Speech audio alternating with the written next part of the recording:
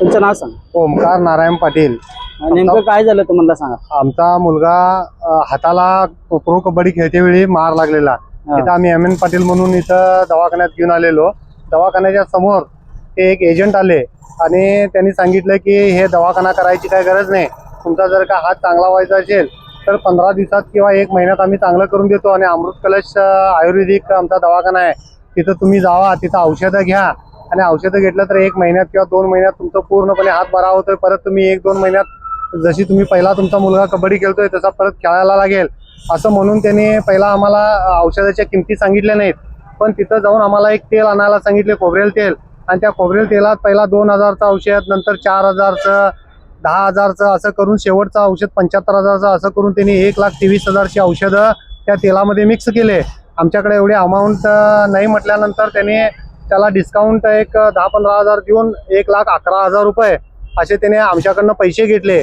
पैसे नाहीत म्हटल्यावर तुमचा मुलगा महत्वाचा, तुम्ही कबड्डीला खेळवणार हे महत्वाचं काय, तुम्हाला पैसे महत्वाचे असं म्हणून विचारले आणि त्यांनी आमच्याकडनं पैसे काढून घेतले. त्यानंतर ते औषध जवळपास आम्ही 2-3 महिने लावलं पण त्याचा काही उपयोग झाला नाही.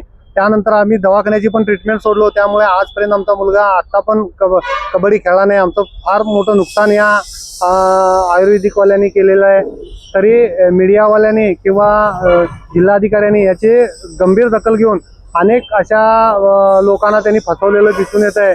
तरी सगळ्यांनी आता हे करून त्यांचा म्हणजे ज्या लोकांना फसवलेत त्यांचं हे करावं असं माझी विनंती आहे. FIR करणार का नाही? हो, FIR आम्ही दाखल करणार, कारण का आमच्यासारखे आणि दुसरे कोणी फसू नयेत. त्यांचं दुकान शेवटी बंद पडावं. आम्ही फसलोय ते फसलोय, पण दुसरी आणि समाजातली लोक, लहान तोर मंडळी ज्यांनी मोलमजुरी करून जमीन विकून त्यांना पैसे दिलेलं दिसून आलंय. आम्हाला अनेक लोक अशी भेटली की आमच्या लहान मुलांना जे मतिमंद असतात त्यांच्यावरती उपचार करून देतो, तुमची मुलं बोलतात असं म्हणून सांगितले, पण त्यांचा पण रिझल्ट आला नाही. खरोखर यांनी लोकांना फसवण्यासाठी केलेला एक धंदा आहे. त्यांच्याकडे अनेक बरेच एजंट आहेत.